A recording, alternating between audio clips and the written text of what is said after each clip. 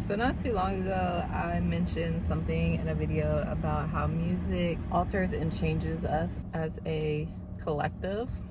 I kind of went and did a little tiny bit of research because I know what I'm saying, like what I thought was facts and accurate. I just wanted to make sure that when I talked about it, I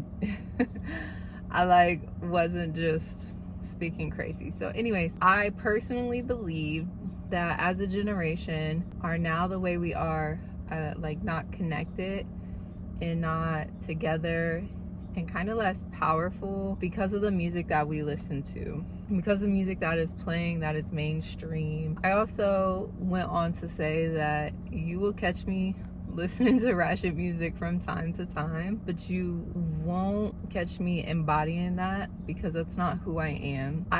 Parts of me live in that, yes, like my former self, and it's always fun to get motivated and use that to, take us, like in the gym when you're working out, you have to show up as a different person sometimes to feel like you could keep going, and that's okay. So like, yes, it's okay to have different tastes in music, but as a whole, I don't think we're strong enough to separate ourselves and to recognize that music is really affecting us. I say that because I want to look at examples of then versus now. One of my favorite eras of music is going to have to be like disco music, and then like 60s 70s kind of love song-ish, not like ballads, but just those more upbeat love songs. When you look at that time frame on both of those, like, yes, people were out doing drugs and discos and having a good time, but it was also just the way people looked, right? They're out dancing, they're together, there's like a connectiveness that they have with one another, with themselves. They physically are in a lot better shape than we're in now. They're happier. And then when you think about those 60s 70s songs, it's like nothing but love. And you see it a lot on like social media where people are like, I want that 90s R&B flow or that R&B music, and you're missing that because you don't really resonate with the music that's now. Like R&B music now is just straight hunching. Like, I know hunching has always been in the center of music and entertainment, but it was just not as provocative. Some of it was, don't get me wrong, don't come for my neck, but there's just something different about it. And I think about that, and it's like frequencies, tones, key, deliverance, heartfelt, like meaning. So I'm gonna be honest, like I don't listen to a lot of music today. I couldn't tell you like most of these artists are. They weren't artists that were making music like 5-10 years ago. I just don't know. So you start with the positive. Like I always like to start there. So music is a powerful tool, right? You can use music to heal. You can use music to, like, people who have dementia and stuff, they say like you play songs and it like takes them so that they're like back to who they are before the dementia took and that's because it can activate different parts of the brain. So here it says 5 major parts of the brain. The temporal lobe, I'm not going to try to pronounce this, but the hippocampus, the cerebellum, and the anterior something cortex. All right, and these things all do something different. So it processes music perception, rhythm, and melody. One regulates your emotions and processes music. The other stores memories associated with music. Coordinates movement and rhythm, and then integrates sensory and emotional information. That all sounds dumb powerful. So if that's a positive, let's think, like, what would the adverse of that be? The effects on the brain, it can regulate your mood. So it can evoke positive emotions, reduce stress, and improve mood. Like you said, like you put on a good song. Like I know for a long time people like that happy song from Pharrell with Despicable Me, and it's because it made you feel good, it made you dance, it made you, the words I am happy, you're like repeating an affirmation. It was just good music. So then if you think about that, think about what negative music, like music with negative connotation, is doing. It enhances your memory, so it can improve cognitive function and recall memories. Like I said, the people with dementia. It can help your motor skills. Playing music or listening to rhythmic music can help improve coordination and motor skills. For me, This is funny because it's like I'm kind of not nimble. I'm kind of clumsy and goofy, but that's okay. But when music comes on, I'm more different. Obviously, social interaction, it can help bond. Like you like, oh my God, I love this song too. Brain plasticity. Listening to and playing music can stimulate and grow new brain cells and improve cognitive flexibility. That's pretty powerful. And when I think about that, I think about the adverse, and I hate to think about it that way, but it's like the music that companies are pushing out toward us to listen to have as our main source of entertainment, they're terrible. Like the TikTok stuff and things like that. Like these songs are awful for the things that I just had said were positive.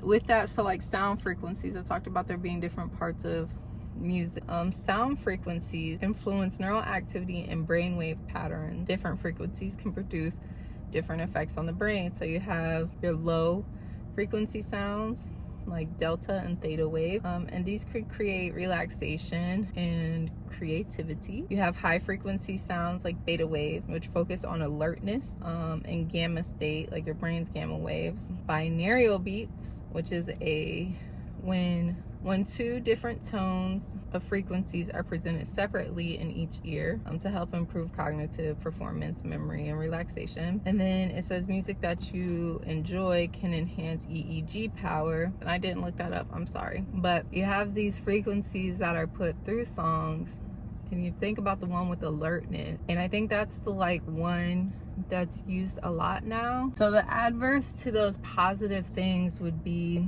music can contribute to the development of depression, anxiety, or worsening conditions like dwelling in negative feelings and thoughts. And I know everybody has like a song or something that they can put on and start crying or just alter their mood altogether in a negative manner. So if you have one song that can do that touches you deeply, think about like what other songs are doing to you subconsciously. I know like when I was listening to the radio long time ago, like a song that would come on and I'll like instantly like just start cursing, like I hate this effing song, and it's like that's not even me.